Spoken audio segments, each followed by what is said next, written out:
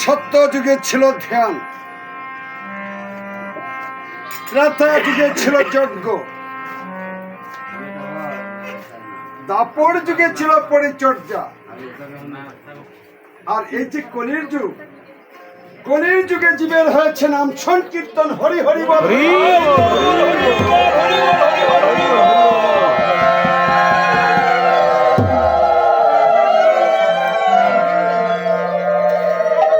সত্য যুগে ছিল জীবের মর্যাগত প্রাণ, ত্রেতায় ছিল জীবের অস্থিগত প্রাণ,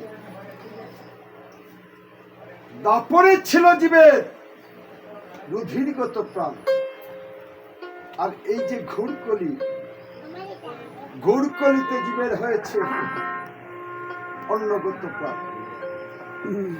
হে মহাত্মাগণ, আমরা কলির জীব, অতি অল্পায়ু, আসক্ত এবং কামাসক্ত জীব। সত্য যুগের পরমায়ু ছিল 17,28,000 বৎসর।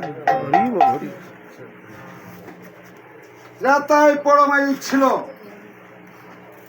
12,96,000 বৎসর। দাপরের পরমায়ু ছিল 8,64,000 বৎসর। আর এই যে ঘুরকলি, ঘুরকলির পরমায়ু হচ্ছে 4,32,000 বৎসর। হে মহাত্মাগণ, এমনি ভাবে ক্রমান্বয়ে মানবের পরমায়ু কমে আসছে।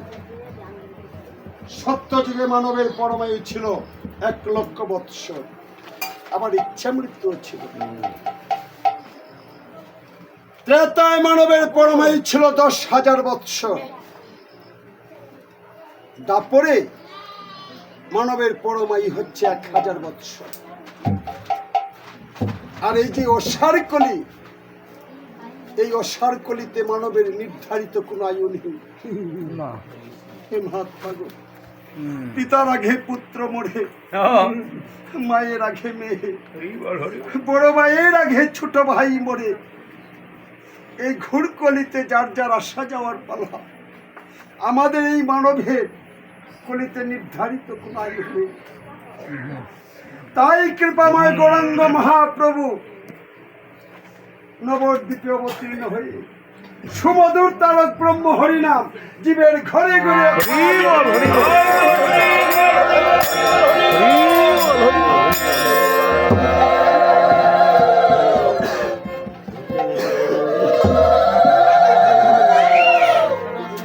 আর বলে গেছেন, হে জীবগণ,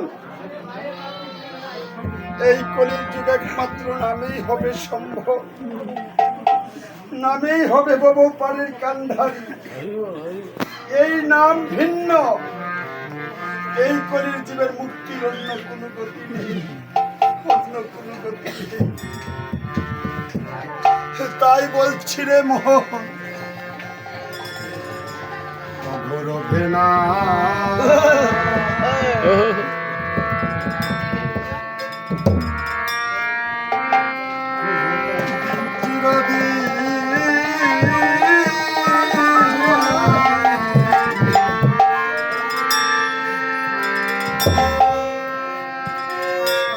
ঘরবে না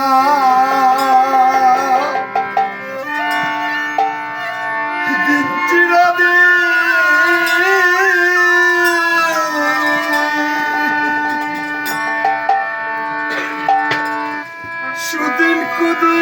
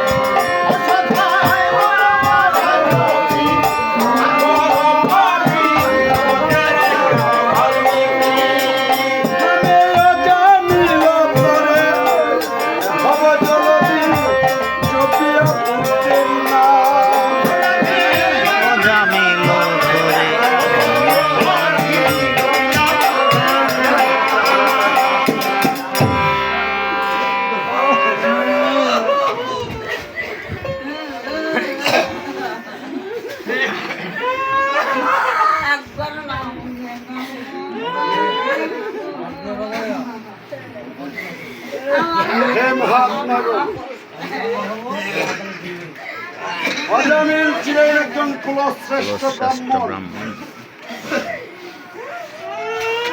কুলশ্রেষ্ঠ ব্রাহ্মণ করে অজামিলের জন্ম হয়েছিল। অজামিলের বয়স যখন 8 বৎসর, তখন থেকে অজামিলের ছিল পিতামাতার প্রতি অগাধ শ্রদ্ধা ভক্তি। অজামিল প্রত্যহ প্রাতঃকালে নদী হতে স্নান করে এসে পিতার বিশাল ফুল বাগান হইতে ফুল চয়ন করে পিতামাতার চরণে অঞ্জলি প্রদান করতেন।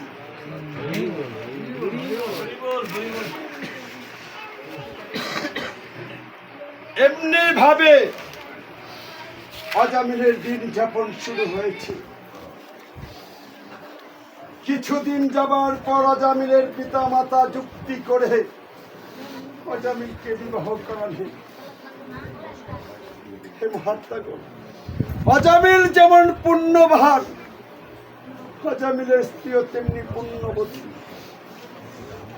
অজামিলের স্ত্রীর গর্ভে একে একে 10টি পুত্র সন্তান জন্মগ্রহণ করে।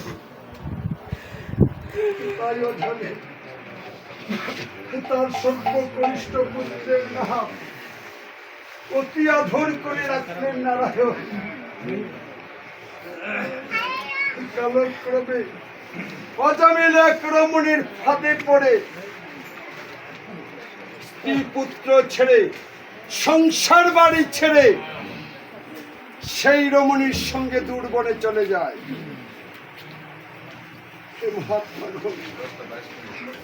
কিছুকাল যাবার পর অজামিলের মৃত্যুর সময় গড়িয়ে এসেছে। আর সেই যে রমণী, সেই রমণী অজামিলকে ত্যাগ করে শ্মশানে চলে গিয়েছে।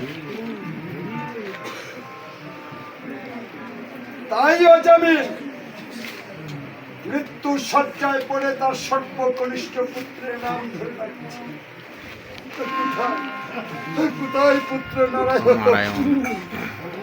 আমার যে জীবনের বেলা ডুবে যাচ্ছে, এ সময় তুমি কোথায় এত পুত্র নারায়ণ? একবার এসে আমায় দেখা দাও, একবার এসে আমায় দেখা দাও, একবার এসে আমায় দেখা দাও।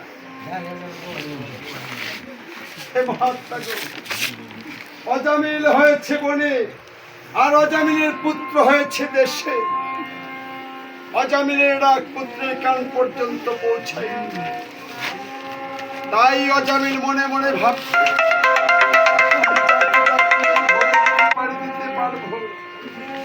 আমি তাকে কেন ডাকছি না? তাই মৃত্যু শয্যায় পড়ে দুবাহু তুলে ডাকতে আরম্ভ করল। কোথায় কোথায় বৈকুণ্ঠপতি নারায়ণ? আমার যে জীবনের বেলা ডুবে যাচ্ছে, এই সময় তুমি কোথায় আছো?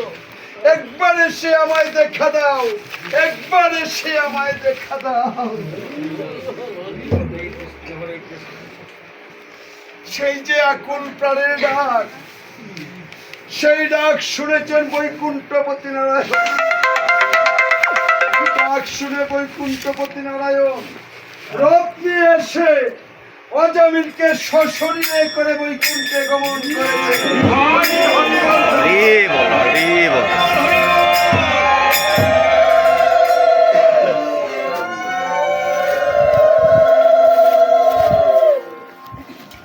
নামের এমনই গুণ, নাম যদি শ্রদ্ধা ভক্তি সহকারে মনে প্রাণে ধারণ করে নেওয়া যায়, তাতেই কাজ হয়।